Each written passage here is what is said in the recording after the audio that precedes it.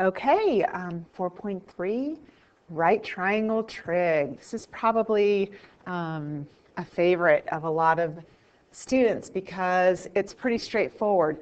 Oh man, Pythagorean identities, that is not right triangle trig. So let me assure you, when we move forward, we are going to be doing right triangle trig.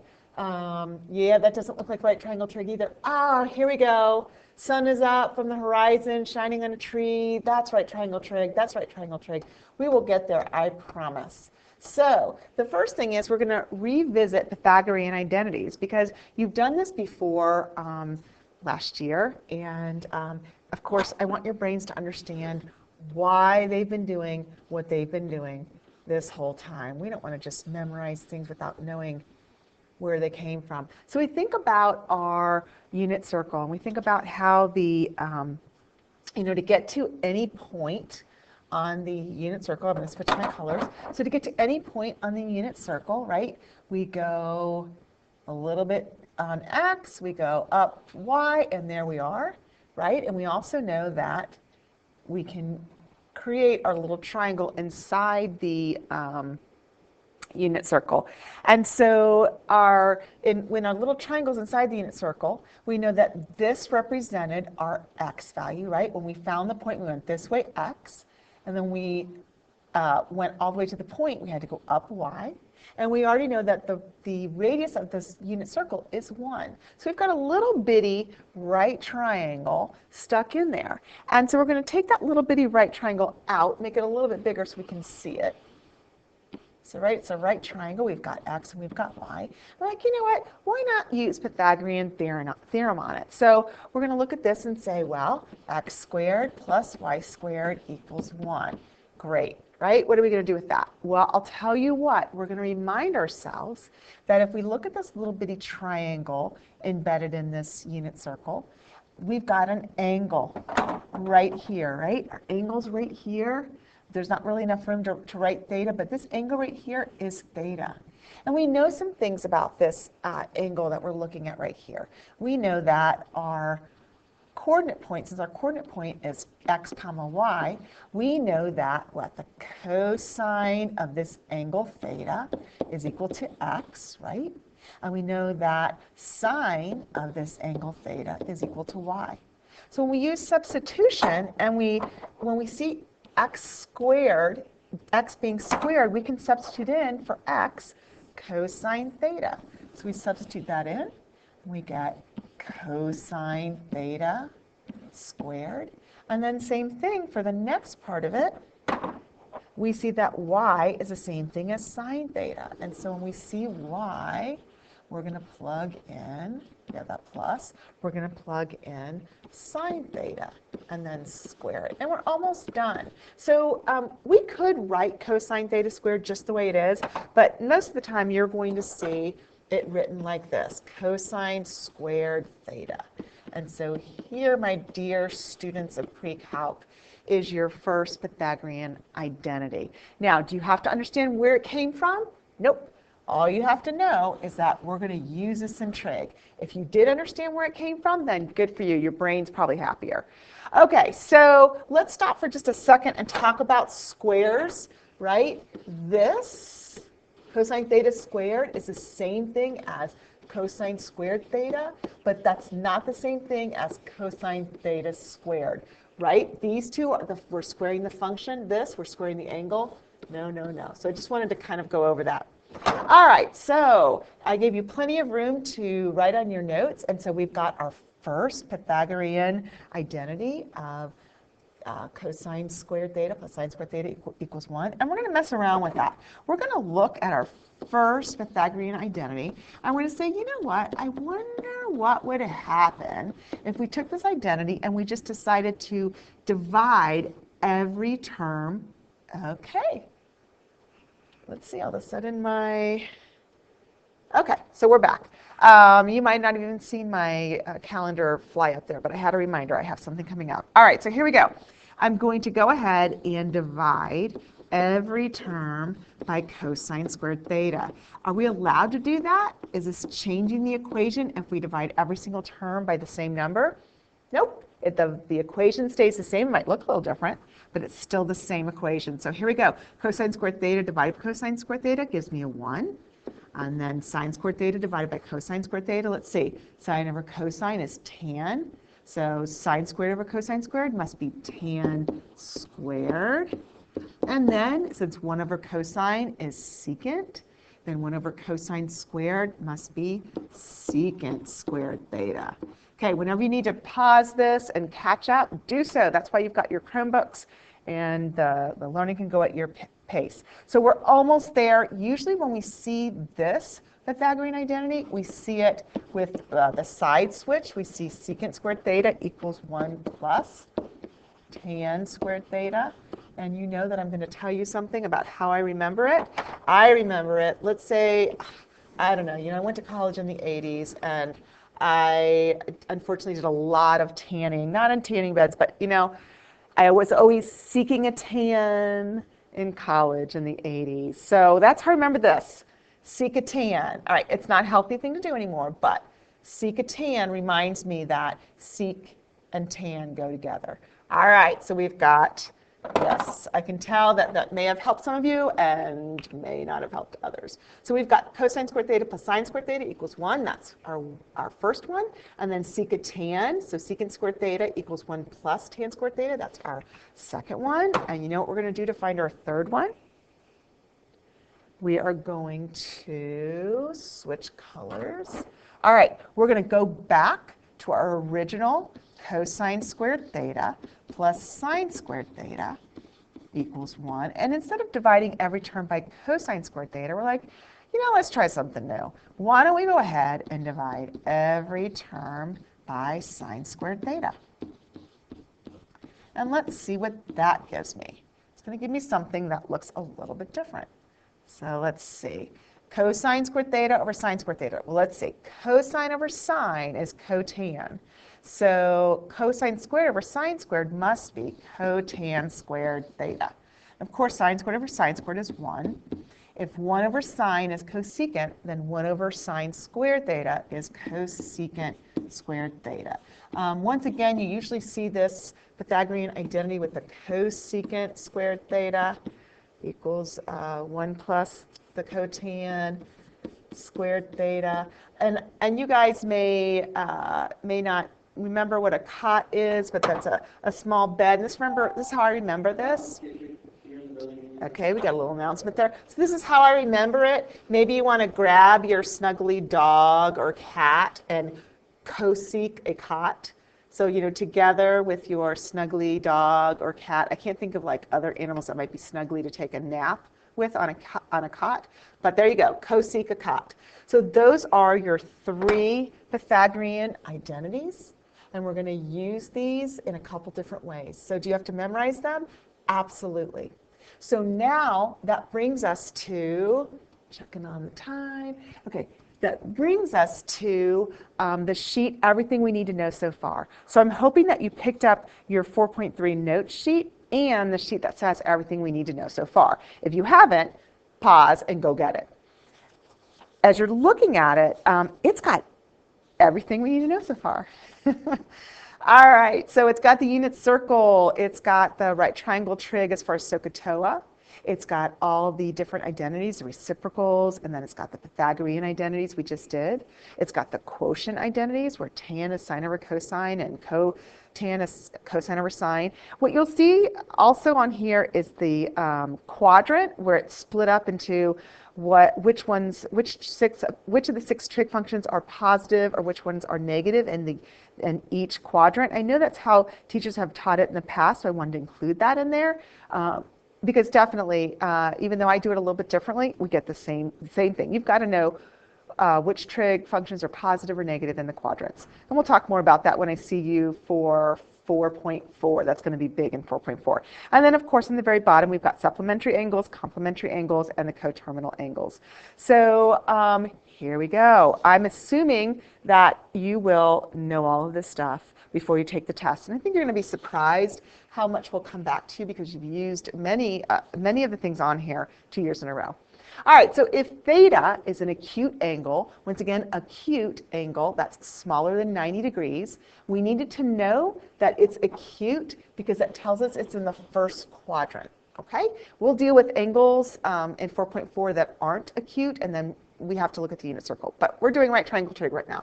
So here we go. If theta is an acute angle such that cosine theta equals 3 over 10, then find the following. All right, the first thing we're going to notice is 3 over 10 is not a unit circle number. There's no 3 over 10 anywhere on it. So that is our sign that we're dealing with right triangle trig. So we're going to draw a right triangle, and we're going to put our theta, and we're going to say, let's see, it says cosine of theta is 3 over 10. Well, if I remember correctly, right, cosine from SOHCAHTOA is adjacent over hypotenuse, right? So it's telling us that cosine of this angle theta means that our adjacent is 3 and our hypotenuse is 10.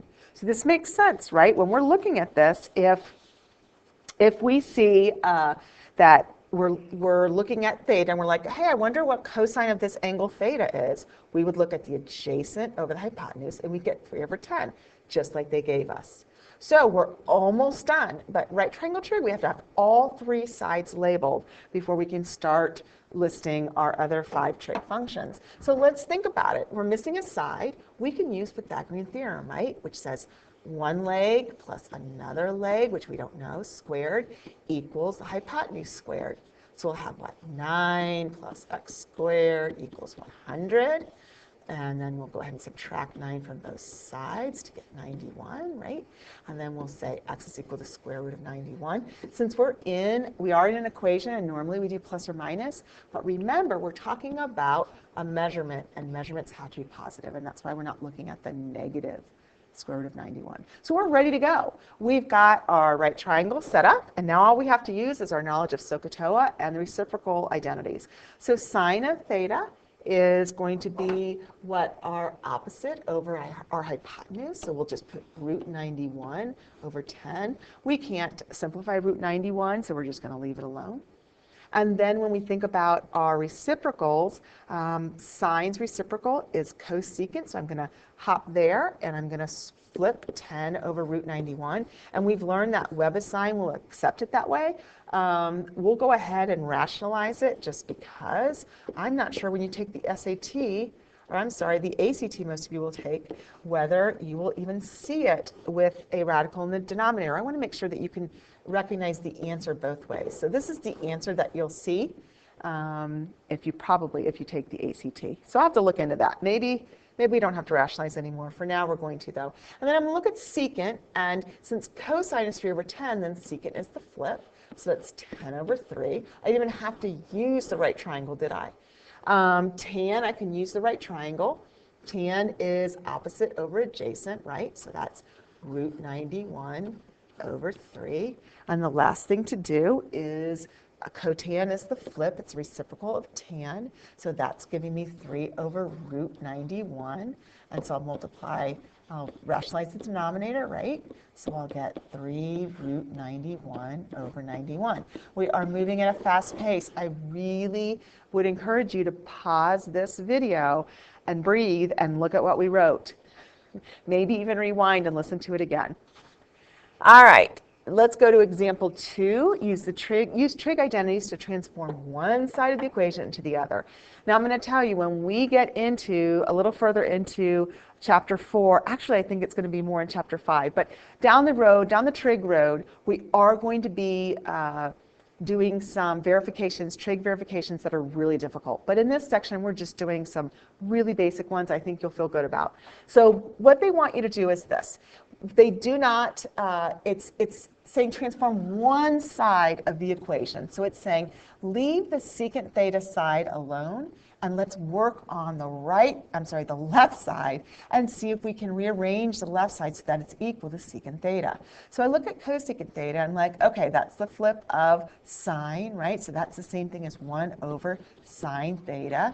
It's sine's reciprocal.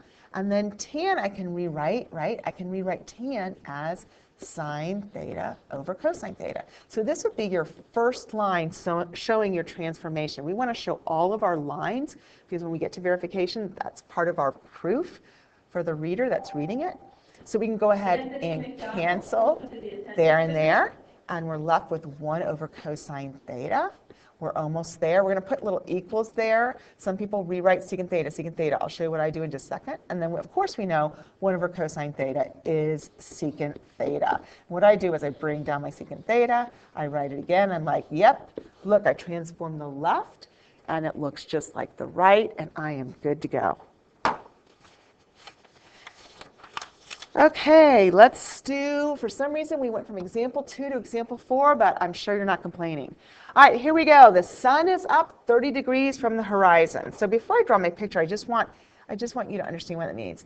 Here's the horizon is right, the flat land, and the sun is coming up. I'm going to do my sun this way, about 30 degrees. Does that look like 30 degrees? All right, so we've got a sunshine. I don't have any yellow, so I'm going to put my yellow or my red sun right here, and it's shining on a tree. Well, since I already started my thing, I'm going to go ahead and put my tree right here. So here's my tree with the same exact height as this little triangle I started. And we know that the sun is up 30 degrees from the horizon, so that means that this angle right in here, it's too small for me to fit it, but that's 30 degrees. And it's forming a 50-foot shadow. So this right here, right, when the sun's shining, and I probably should have moved my sun a little bit to the left, but I didn't have the room. So the shadow right here is 50 feet. And so it's asking, how tall is a tree? So we're looking at this tree, this height right here, and we want to know how tall. So we want to solve for x. So this is the part that you probably really remember from the last 2 years, and that's this. We have an angle. We have the opposite side. Well, we have an angle. We want to know the opposite side, and we know the adjacent side. So if we have the opposite and the adjacent, we know we're using tan. So we take tan of the angle. So tan of the angle, and the angle we're looking at is 30 degrees. We know the tan of the angle is equal to the opposite side, which is x, over the adjacent side, which is 50. And so x is what we're solving for, the height of the tree. And so we're going to multiply both sides by 50 before we put it into the calculator. We're going to try to get an accurate approximation. So we're going to lift up our calculators. We're going to make sure that our calculators are in degree mode. Then we're going to put in 50 times tan 30 degrees, and we will get out 28.87 feet. So that is a small tree compared to its long shadow. But that makes sense, right, if you think about what we know about shadows and where the sun's located in the sky. All right, one last one. And if a rope tied to the top of a flagpole, so I need a flagpole. Let's see, I need a flag waving. There's my flag. Do you need to draw pictures like this? No, but you do need to sketch these triangles. So we've got a flag. We've got a rope tied to the top of the flagpole, and it's being pulled to the ground. So we've got this rope that's 35 feet long, and it's pulled to the ground. So we know that's 35 feet. And then it's pulled to the ground, and it's 25 feet from the base of the pole. So if that's 35 feet and this is 25 feet, it's not really drawn to scale, is it? But that's okay.